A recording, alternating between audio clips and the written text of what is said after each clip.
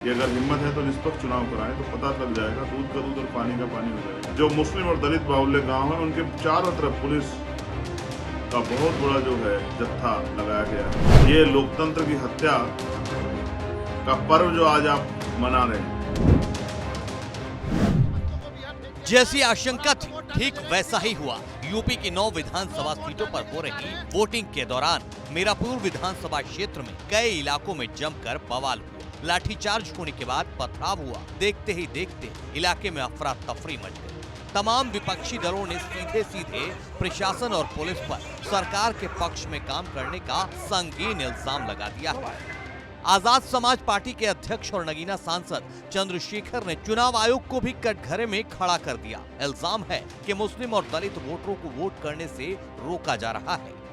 जब हमारे election commissioner election के लिए प्रेस कॉन्फ्रेंस करते हैं, उनकी बेबाकी, उनकी बातों को सुनकर ऐसा लगता है कि भारत का लोकतंत्र बहुत स्वस्थ है। निष्पक्ष चुनाव में अधिक से अधिक मतदान हो, इसके लिए तमाम तरह की व्यवस्थाएं।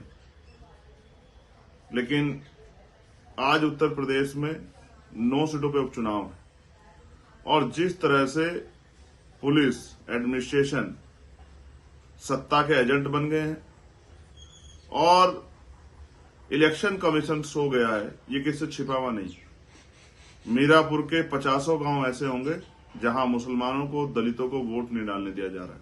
उनकी पर्चियां छीनी जा रही हैं, उनको लाठियों से पीटा जा रहा है। विरोध करने पे उनको जो है देख लेने की धमकी दी जा रही है। चंद्रशेखर आजाद का इल्जाम है कि दलितों और मुस्लिमों के कई गांव में प्रशासन की तरफ से बैरिकेडिंग लगा दी गई है ताकि ये वोटर्स किसी भी कीमत पर अपने मतदान के अधिकार का इस्तेमाल करने घरों से बाहर न निकलने पाए। चंद्रशेखर ने सीधे सीधे वोट की लूट और डकैती का प्रशासन पर इल्जाम लगाया है। आजाद भारत में आपने पहली बार देखा हो कि बैरिकेडिंग लगा दी गई गाँव में कि गांव से बाहर का कोई आदमी गांव में ना आ सके और गांव का आदमी बाहर ना जा सके। जो मुस्लिम और दलित बाहुल्य गांव है उनके चारों तरफ पुलिस का बहुत बड़ा जो है जत्था लगाया गया है, जैसे वहां कोई क्रिमिनल एक्टिविटी हो रही हो। 50 रिकॉर्डिंग, सैकड़ों फोन मेरे पास हैं, चाहे कुंदरकी के हों चाहे मीरापुर के हों, कि वहां पर्ची होने के बावजूद, आधार कार्ड होने के बावजूद, पहचान पत्र होने के बावजूद पुलिस पोलिंग बूथ तक ही जनता को नहीं जाने दे रही है। ऐसे निष्पक्ष चुनाव कैसे संभव है? अधिकारियों को फोन कर रहे हैं, रिसीव नहीं कर रहे हैं। और जैसे मैंने कहा, सोया हुआ इलेक्शन कमीशन कैसे निष्पक्ष चुनाव कराएगा और कैसे माना जाए कि जनता अपने वोट का सही प्रयोग कर पाएगी? आप बड़ी बड़ी बातें करते हैं, सरकार ने अगर काम किया तो निष्पक्ष चुनाव क्यों नहीं होने देते? मैंने कुंदरकी में चैलेंज किया था कि अगर हिम्मत है तो निष्पक्ष चुनाव कराएं तो पता लग जाएगा, दूध का दूध और पानी का पानी हो जाएगा कि जनता आपसे कितना प्रेम करती है।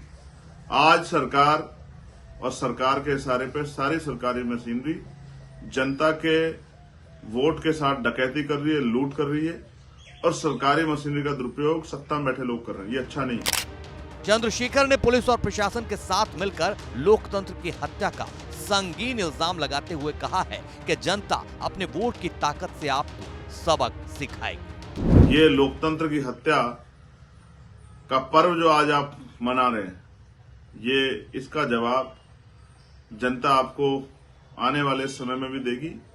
और आज भी मैं जनता से अपील करूंगा, महान जनता से, कि वो इस गुंडई का, तानाशाही का जवाब वोट के आधार पर दे। मैं सोचता हूं अगर कल हम ये देखेंगे कि कितने % वोट हुआ, तो ये अधिकारियों, कर्मचारियों के ऊपर भी, उनकी साख पे भी सवाल होगा कि वो जनता को भय के माहौल से नहीं निकालते। चंद्रशेखर ने एक तरफ चुनाव आयोग और प्रशासन से अपील की है कि वो अपना फर्ज निभाएं, लोकतंत्र की हत्या होने से बचाएं। दूसरी तरफ उन्हें आईना भी दिखाया है कि किसी की भी सत्ता सब दिन नहीं रहती। इसलिए मैं आग्रह करता हूं इलेक्शन कमीशन से और अधिकारियों से कि इस संविधान के आधार पर जो शक्ति आपको मिली है उनका प्रयोग जनहित के लिए करो, जनता की ताकत बनने के लिए करो, जनता को डराने के लिए मत करो। समय समय की बात है, सत्ता आती जाती रहती है। इस गुंडई का जवाब जनता वोट की चोट पर देगी और ये गुंडई अब ज्यादा दिन नहीं चलेगी। मेरी बात को आप याद रखना।